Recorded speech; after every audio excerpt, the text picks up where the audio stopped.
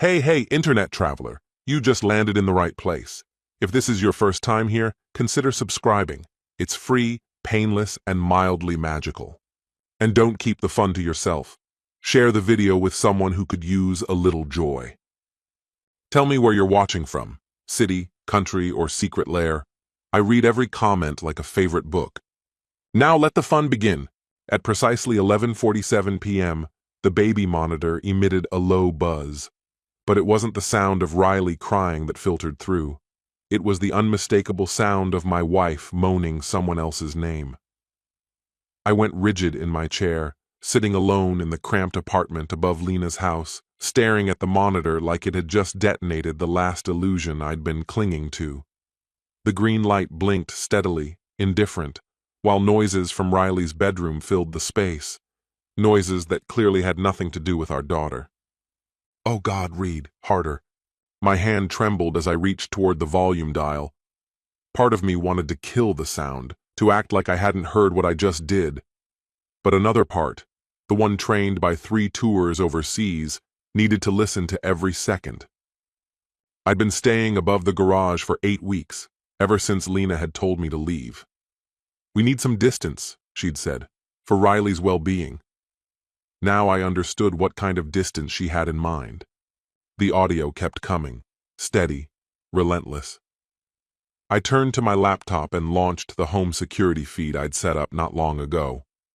At the time, I told myself it was harmless paranoia, just a dad trying to retain some control. The camera inside Riley's nursery showed only an undisturbed crib. I exhaled, relieved she wasn't there.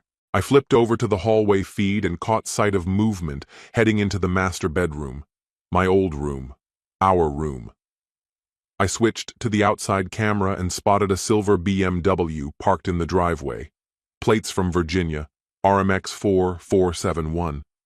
I memorized the number without thinking, muscle memory from my days in the military.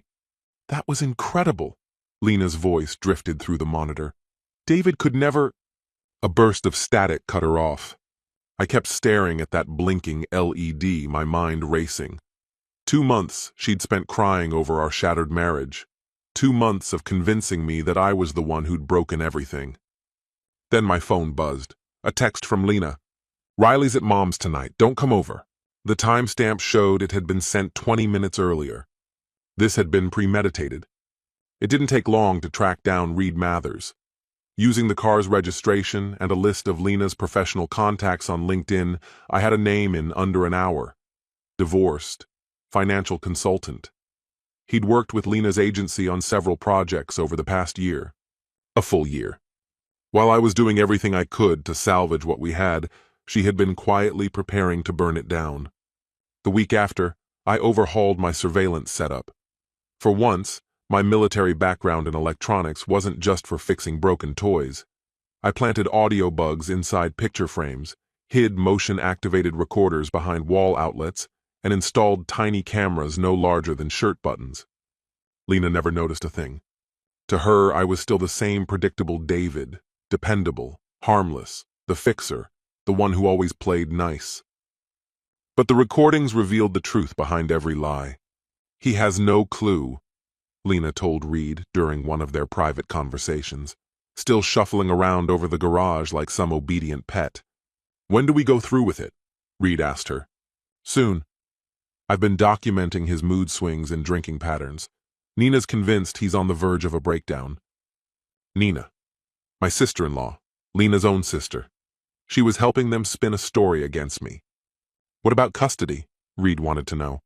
Judge Morrison usually rules in favor of mothers, especially if the dad seems mentally unstable. And the company?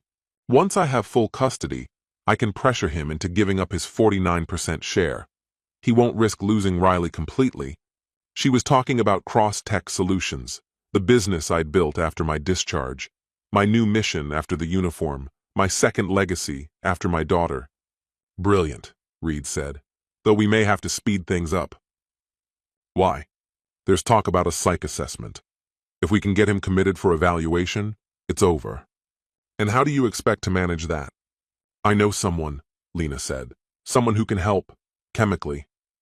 Chemically, they intended to drug me. I sat there, in that tiny apartment, listening as the woman I had vowed to build a life with plotted its destruction with another man. And yet, anger didn't come, not right away. What came instead was ice-cold determination, the kind of mental focus I hadn't felt since combat, tactical calm. I picked up my phone and dialed Nina. "You're making this up," she said the moment she answered. But there was a hesitation in her voice. "We agreed to meet at a Starbucks, 15 miles from the house." I slid a folder of documents across the table, printouts of their conversations, every page carefully edited to hide how I'd obtained them, but the contents were undeniable. "Look at the dates," I said. "Look up the date she first asked you to start keeping tabs on my supposed erratic behavior," I said. Nina's face turned pale. "She claimed you were having mental episodes, talking out loud to yourself, drinking in the morning." "Have you ever actually seen me drunk during the day?" I asked, keeping my voice steady. She shook her head. "No, but she did show me a clip, said you were pacing in the garage, mumbling, waving your arms." "I was on a business call," I said. "Clients in Singapore." Bluetooth headset. Her fingers trembled as she flipped through the printed transcripts again. "She's really going to try and take Riley unless we stop her." "We?" I leaned in. "You know your sister better than anyone. You know what she's capable of when she wants something." Nina let out a dry, sardonic laugh. "Lena's always been toxic. Even when we were little, she knew how to twist things to her advantage. I just never imagined she'd take it this far." She looked up at me, her tone shifting. "What do you need from me?" "Proof, corroboration, and when the time comes, your sworn testimony." "What are you planning?" "To set the record straight. The promise lingered between us, unspoken but firm." "There's something else," Nina said after a pause. "Something you should know about. An inheritance." "Inheritance?" I narrowed my eyes. "What inheritance?"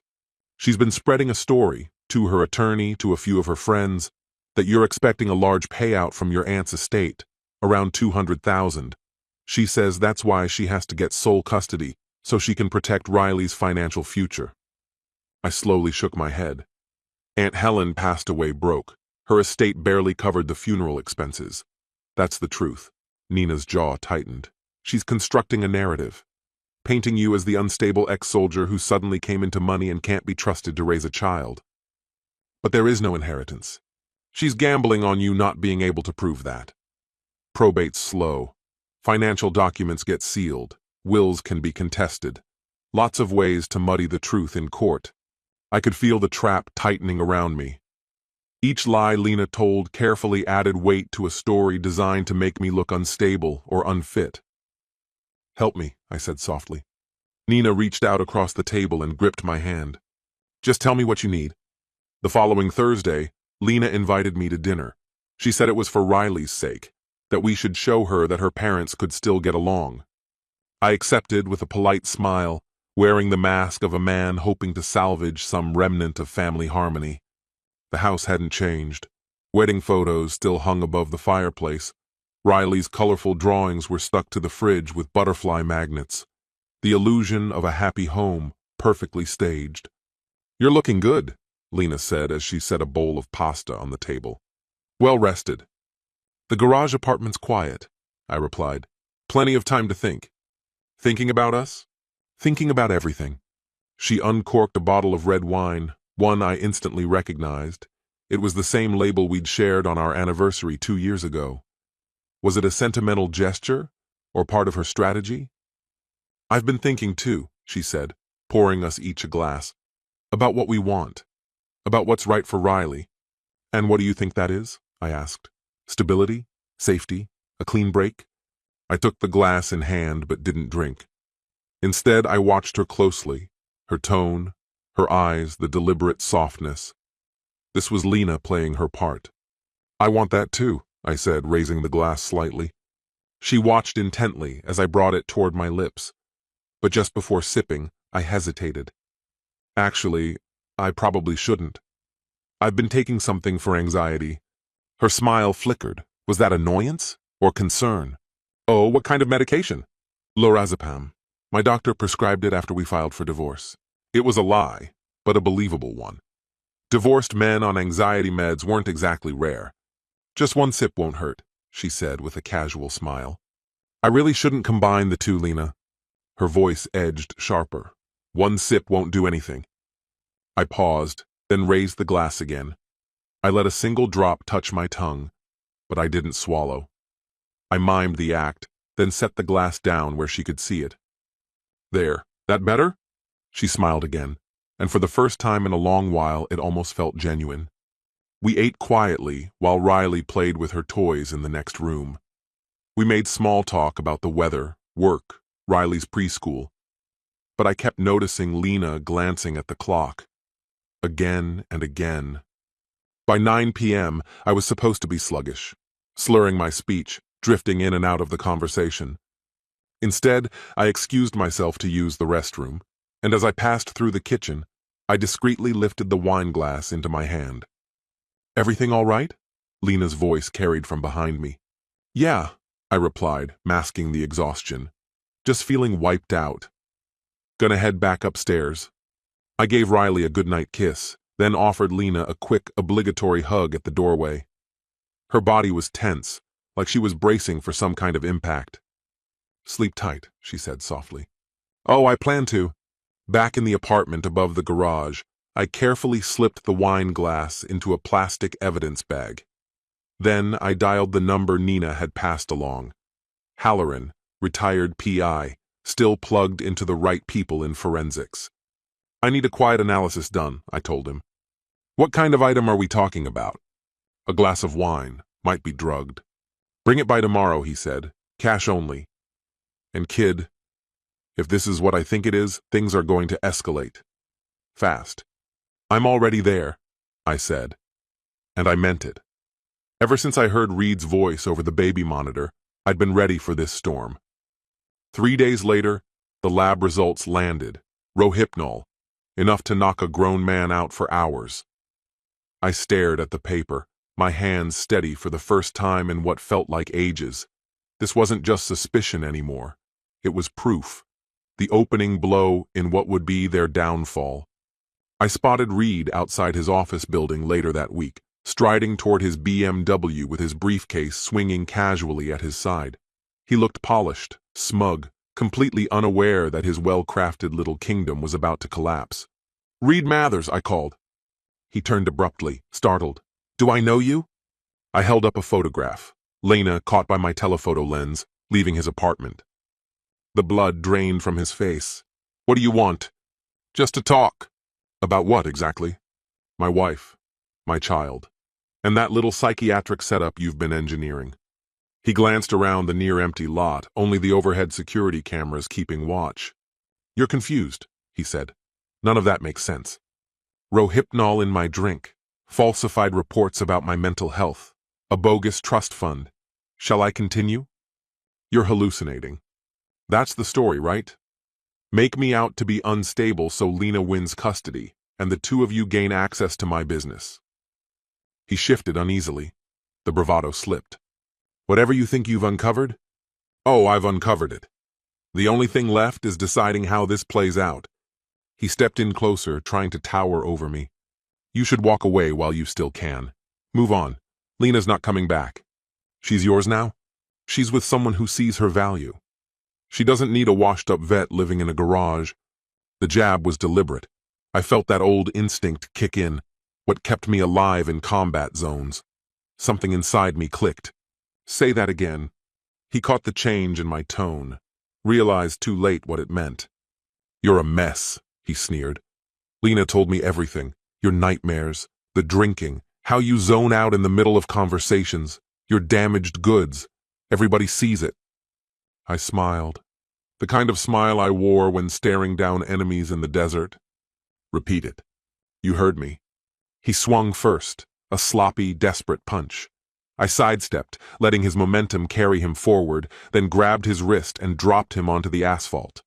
Just hard enough to make a point, not hard enough to do real damage. He scrambled to his feet, red-faced and wild-eyed. You're insane! I'm calling the police! Please do, I said calmly. I'd be thrilled to explain the drugged wine, the audio recordings, the fact that you're sleeping with my wife while we're still married." His hand froze halfway to his phone. "Thought so," I said. "That's strike one, Reed. 2 more, and you're finished." I turned and walked away, leaving him humiliated beside his luxury car. He yelled threats at my back, but I didn't bother responding. The cameras had seen everything, my restraint, his aggression, open and shut case of self-defense. 2 days later, Lena filed for emergency custody. Her claims painted me as unstable and increasingly violent. Reed submitted a sworn affidavit accusing me of ambushing him in a parking lot. I hired Margaret Walsh, the best family attorney in the entire county. Expensive, but worth every cent.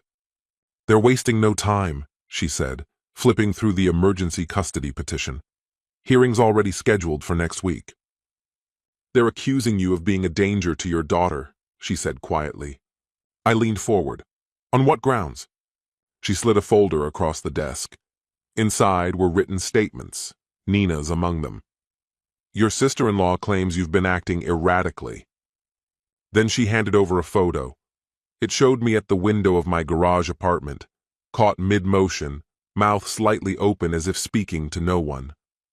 The framing made it look exactly like what Nina described, unhinged, disturbed, possibly unstable. "That was during a video meeting," I said. "Work-related. I can provide the call logs if needed." "Perfect," she replied, her expression tightening with focus. "What other evidence do you have?" I produced the sealed lab report and passed it across the table. Margaret flipped it open and her eyes scanned quickly, then widened. "Rohypnol?" she said, stunned. "A full dose, enough to render an adult unconscious for several hours," I told her. "This changes the landscape," she said slowly. "If we can demonstrate that they tried to incapacitate you before going after custody—" "There's more," I said, offering another folder, financial records gathered by Halloran. "Look at Reed's account activity, suspicious transfers, gaps in the documentation. It's not a smoking gun, but it's suspicious enough to make people look twice." Margaret looked up, her tone suddenly more measured. "David, where did this information come from?" "I hired a private investigator," I answered flatly. "And everything he found, was it collected legally?" There was no clean answer. Halloran had verified the data through official records, but how we first discovered the leads lived in a legal gray area. "Everything's been confirmed through proper channels," I said, sidestepping the less defensible parts. She didn't look convinced. "I need absolute honesty from you," she pressed. "Is there anything at all, that opposing counsel could twist or use against you? Any previous missteps, questionable choices, anything that might cast a shadow?" I hesitated. The surveillance gear, the recorded calls, the behind-the-scenes maneuvering, it all came to mind. But then I thought of Riley. "Nothing that truly matters," I said finally. "The idea for the fabricated inheritance had actually come from Nina. She's fixated on your aunt's will," Nina told me. "Keeps asking if anything's been filed with the court. She's practically drooling over what she thinks is coming your way." "There's no money," I reminded her. "She doesn't know that," Nina said with a shrug. "But what if she thought there was? Something official-looking, from a law office, a letter hinting at a sizable inheritance?" I had to give it to her. She had a knack for manipulation. "You're wicked," I said. "I had a great teacher," she replied. "Lena showed me how to play dirty. I say it's time we return the favor." We put together the letter ourselves. A made-up Pittsburgh law firm, believable formatting, precise legal phrasing. One paragraph casually mentioned a $340,000 payout pending final processing. I left the envelope in plain sight on my kitchen counter, knowing Lena wouldn't resist snooping during one of her surprise visits. During one such drop-in, I even mentioned hearing from a lawyer about Aunt Helen's estate. 3 days later, I came home from a job interview and immediately noticed something was off. The lock was scratched, a few drawers out of place, though nothing had been stolen. The security system had caught it all. At 2:17 a.m., Lena and Reed came in through the side door, dressed in black. Reed had a slim crowbar in hand. Lena carried a flashlight. They moved with purpose. They headed straight for my desk. Reed lifted the letter to the light while Lena snapped photos. "This is it," she whispered, her voice barely picked up by the mic. "340 plus whatever he's hiding in his company," Reed replied. "We don't take it," Lena said. "If it disappears, he'll know we were here. And if he moves it? Then we return." "Or better yet," she said, smiling faintly in the grainy footage, "we make sure he's legally barred from handling any of it." They photographed everything, then replaced the letter precisely where they'd found it. Reed rifled through a few drawers. Lena opened the bathroom cabinet, inspecting pill bottles and prescriptions. "Nothing here," she muttered. "He's hiding the serious stuff." "Or maybe he really is unraveling," Reed offered. "Don't be naive," Lena warned. "David plays dumb, but he's more dangerous than he looks."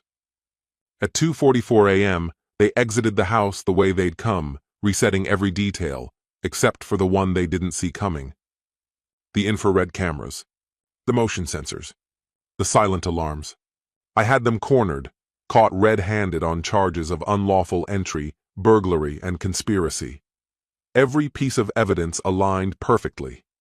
Judge Morrison, a tough, no-frills woman in her 60s, had no tolerance for courtroom theatrics.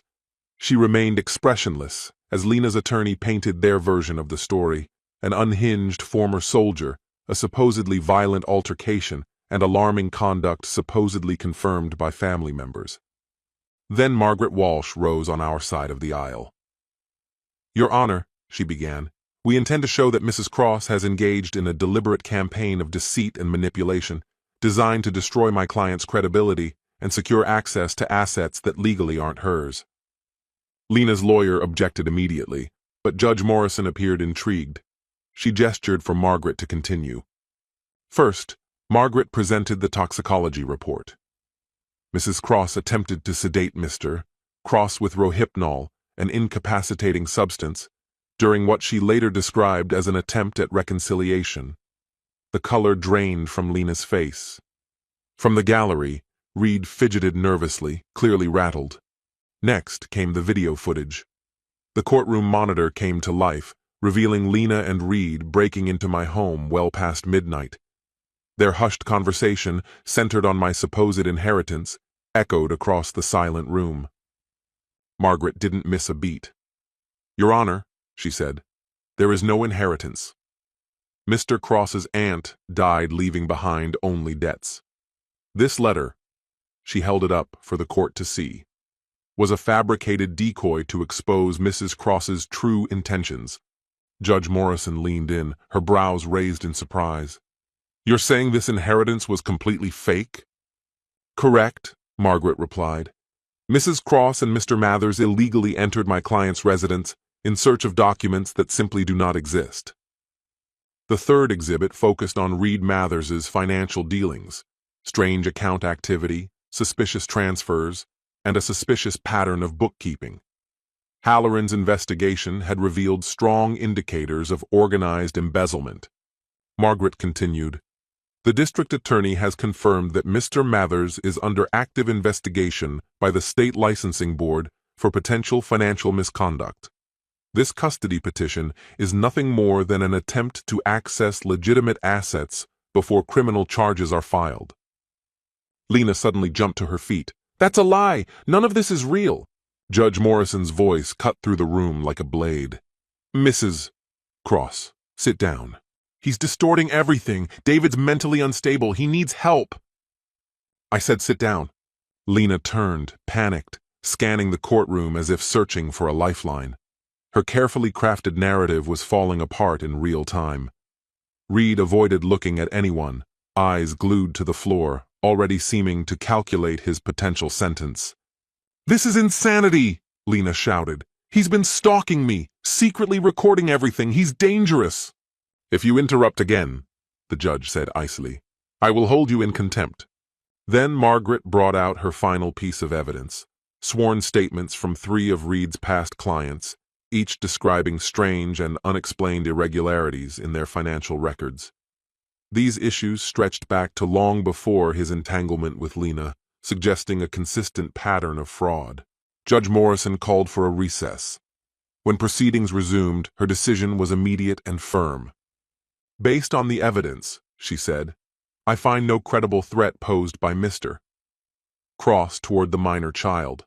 Mrs. Cross's request for emergency custody is denied. Furthermore, I am ordering a full psychiatric evaluation of Mrs. Cross to determine her fitness for future custody arrangements. Lena slumped into her chair, crying openly. Additionally, Judge Morrison added, the court will refer the evidence of illegal entry to the district attorney for possible criminal prosecution. Reed quietly moved toward the exit, but he didn't get far. 2 court officers intercepted him before he reached the door. Halloran had timed the handoff to federal authorities with surgical precision. By the evening broadcast, the story had hit the local news. Financial consultant under federal investigation ran across the bottom of every TV screen. Reporters confirmed that federal agents had raided Reed's office and frozen several client accounts while the investigation continued. That night my phone rang. It was Lena. Her voice was low, choked with emotion. David, can we talk? Talk about what? About making things right. About our family. There is no family anymore, Lena, I said, steady and calm. What's left is a custody case and a divorce. That's not true, she whispered. We still have Riley. We still have everything we shared. No, what we have now are lawyers. I made mistakes, she admitted. I know that. But Reed, he deceived me too. He had me convinced you were dangerous, that Riley wasn't safe in your presence. David, stop! Please, just stop, Lena pleaded. I've heard the tapes, Lena, I replied. I know who was pulling the strings all along. There was a long, tense pause before she spoke again. What tapes are you talking about? The ones where you called me clueless. The ones where you discussed drugging me and having me committed. The ones where you mapped out how to take over my business. Another stretch of silence followed. You recorded our conversations? I was protecting myself. That's illegal. It's wiretapping. It's a violation of privacy. Then take me to court. I disconnected the call. Roughly an hour later, Nina called. Lena's spiraling, she said. She just barged into my apartment shouting about you, blaming you for ruining her life. She even tried to get me to sign a sworn statement claiming you threatened her. Did you sign it? I asked. Of course not. But David, she's unraveling fast, and people who feel like they're losing everything can be dangerous. Let her spiral. Every reckless move she makes just digs her hole deeper. What about Riley? She's safe, and that's all that matters. But even as I said it, Nina's warning echoed in my mind. Desperation makes people unpredictable. 3 days later, an envelope showed up. Thick, expensive paper. Inside was a handwritten note from Lena. David, I still have something of yours. Come to the garage at 8 p.m. Come alone. Elle. I handed the note to Halloran. It's a trap, he said flatly. No doubt about it. So you're not going, right? I'm going. He stared at me. That's the dumbest decision I've heard from you so far. She's got nothing left to lose. If I avoid her, she might escalate. She could drag Riley into this. I'd rather confront it on my own terms. Halloran sighed through his nose. What do you want from me? Stay close. Watch from outside. If things go south, call the police. What qualifies as south? If I'm not back out in an hour, assume the worst. At precisely 8 o'clock, I stepped into the garage. Lena was pacing between the shelves and the workbench. She looked like hell, drained, unsteady, and worn thin. I didn't think you'd show, she said. You said you had something to return. I lied. Figures. Then why are you here? Because this ends tonight. One way or another. I let the door swing mostly shut behind me, but didn't let it latch. Talk. Reed's gone. Most likely in jail. His lawyer dropped him yesterday. That's a start. The custody hearing's next week. My attorney says I'm probably going to lose. You will. I want to make a deal. What kind of deal are we talking about? She finally stopped pacing and looked me in the eye. For a brief moment, she looked almost like the woman I used to love. Vulnerable, honest, real. I'll give up everything, she said. The house. My stake in the business, sole custody, It's yours. What do you want in exchange? Your silence. No police charges for the break-in. No testifying against Reed. No more evidence surfacing. I pretended to consider it. And Riley? Supervised visitation. I know I screwed up, but I'm still her mother. And Reed? He's done. He won't be a problem. Right then, heavy footsteps pounded on the stairs outside. Reed's voice bellowed through the garage wall. "Lena, open the damn door!" Lena's face went pale. "I told him not to come," she whispered. "But you told him I would be here." "I swear, David." The door burst open. Reed stumbled in, drunk and wild-eyed, reeking of whiskey and rage. In his hand he held a tire iron. "Well, look at this," he sneered.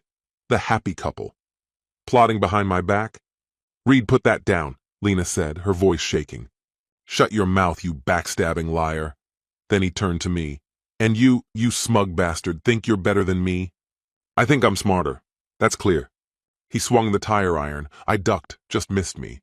He was drunk, furious, dangerous, but also clumsy and slow. I grabbed a socket wrench from the bench behind me. "Leave now, Reed," I warned. "You won't get another warning." "Screw that. If I'm going down, I'm taking both of you with me." He lunged again. This time I didn't back off. I charged and drove the wrench hard into his stomach. He dropped to his knees, wheezing. "Stay down," I ordered. But he didn't listen.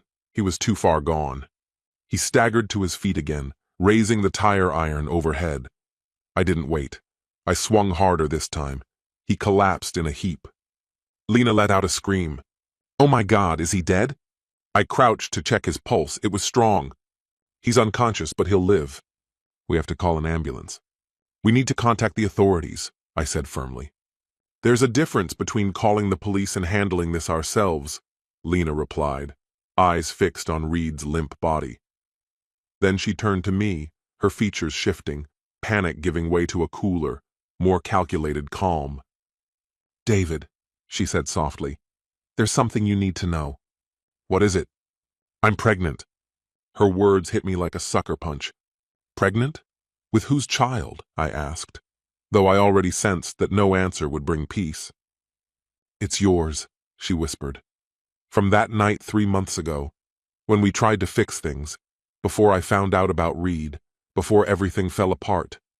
If she was telling the truth, it meant I was going to be a father again. Riley would have a sibling. But if she was lying, it was an especially vicious deception." "You're not being honest," I said, but even I could hear the hesitation in my voice. "I can prove it," she insisted. "I have medical documents. Ultrasound pictures." "David, this changes everything." Reed groaned and shifted slightly on the ground. At that moment, I heard Halloran's voice outside, calling for me, right on schedule. Sirens wailed in the background as Halloran and I hauled Reed, half-conscious, out onto the driveway. Lena followed us, gripping a manila folder that looked suspiciously like medical paperwork. "David, please, just look," she pleaded. The sonogram images she held looked legitimate. Grainy black and white scans clearly dated from 6 weeks prior. Her name, Lena Cross, was printed at the top. But something didn't line up. "Lena," I said cautiously, "this scan was done 8 weeks ago. But you just told me you were 3 months pregnant." She blinked, then tried to recover. "I misspoke. I meant 11, maybe 12 weeks. If this child was conceived the night we were together, that would make it 13 weeks, I said. But this scan only shows 8 weeks of fetal development. Numbers don't lie. Math doesn't bend. So tell me, Lena, who's the real father?" Right then, Reed came to. He sat up, groaning, pressing a hand to his temple, eyes scanning the scene with dazed confusion. "Lena? What the hell's going on?" I turned to him almost conversationally. "Congrats, Reed. You're going to be a father." He blinked hard. "What?" "She's pregnant," I said. "Didn't she mention it to you?" Reed's gaze bounced between the two of us. Slowly, comprehension dawned. "You told him it was his?" he said, stunned. "Lena, don't—" "You manipulative liar," he snarled. "You told me you were on the pill." Reed lurched forward. I intercepted him, not out of concern for either of them, but for the child, whoever it belonged to. That's when the police pulled in, separating us before things escalated. Two officers broke up the altercation, while a third began collecting statements. Halloran handed over the dash cam footage, crystal clear proof of Reed's aggression and my defensive actions. "Looks like a domestic dispute," said the lead officer. "Mr. Mathers, you're under arrest for assault with a deadly weapon." He turned to Lena. "Ma'am, we'll need an official statement from you about the pregnancy and how it relates to what happened tonight." As they cuffed Reed, he turned back to Lena with venom in his voice. "Hope it was worth it," he spat. "You're not getting a dime. No help, no support. You and that bastard child can rot." Lena crumpled onto the front steps, sobbing uncontrollably. Once the police had finished their reports and taken Reed into custody, Halloran gave me a firm nod and left. Not long after, Nina pulled up to collect her sister. The glare she shot me was filled with disgust as she helped Lena into the car. Left alone, I looked down at the sonogram images Lena had dropped in the commotion. 8 weeks pregnant. Not my child. Reed's. And she had stood there, lying to my face, hoping to dodge the fallout of her own choices. I walked over to the mailbox and slipped the photos inside.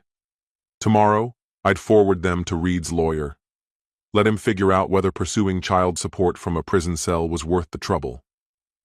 Tuesday brought the custody hearing for Riley. Lena never appeared. Judge Morrison awarded me full custody by default, citing Lena's ongoing manipulation and dishonesty as compelling evidence of her unfitness as a parent. Later that day, Nina arrived with Riley at my garage apartment. "She's been asking for you," she said quietly, placing a duffel bag full of stuffed animals and picture books on the floor. "Lena's checked herself into some kind of facility." "For how long?" I asked. "Minimum 30 days, Nina replied. "Maybe longer. Depends what they diagnose.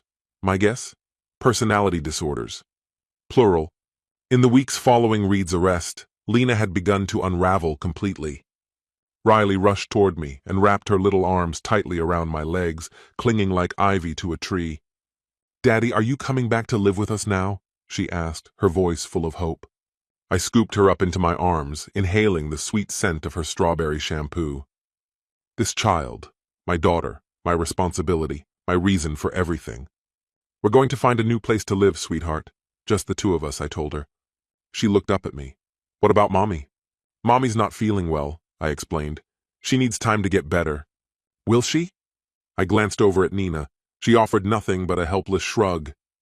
"I'm not sure, baby," I said softly. "But that's not something you have to worry about."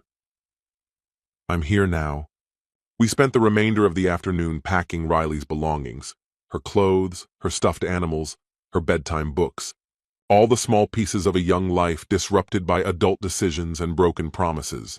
Later that evening, after Riley had fallen asleep in my bed, I poured myself a glass of whiskey and opened the final folder from Halloran. Reed had been sentenced, 18 months in federal prison for financial fraud. His assets were locked down, his professional credentials revoked, his career finished. The baby Lena carried wouldn't inherit anything but his ruined name and a mountain of liabilities. The psychiatric assessment had confirmed what Nina had suspected for some time. Lena had been diagnosed with borderline personality disorder, coupled with narcissistic features. Treatment had been ordered: long-term therapy, strict medication, and suspension of her parental rights until she showed substantial improvement. My business was intact, my daughter was safe. Those who conspired to destroy me had collapsed under the weight of their own schemes. Justice finally had been served. I opened my laptop and began drafting an email to a real estate agent. It was time for Riley and me to leave this garage apartment behind and find a real home, one untouched by deception and heartbreak. As I typed, my phone buzzed with a message from a number I didn't recognize. "You think this is over?" "It's not." I stared at the screen for a long moment, unmoved. Then I deleted the message without replying. Some people don't deserve closure. You don't reason with them, don't offer understanding or grace. You simply endure. You keep going. You build a better life, not because of them, but in spite of them. I hit send on the email, closed the laptop, and walked quietly to check on Riley. She was fast asleep, nestled among her stuffed animals, safe and peaceful with me nearby. Tomorrow, we'd begin looking for our new home. Tomorrow, we would start putting the broken pieces back together. No lies, no threats, no more betrayal. But for tonight, I sat in the quiet stillness of the garage apartment. There were no crackling monitors feeding secrets through the air. No creaking steps, no low voices murmuring in the dark. Just silence. Absolute unbroken silence.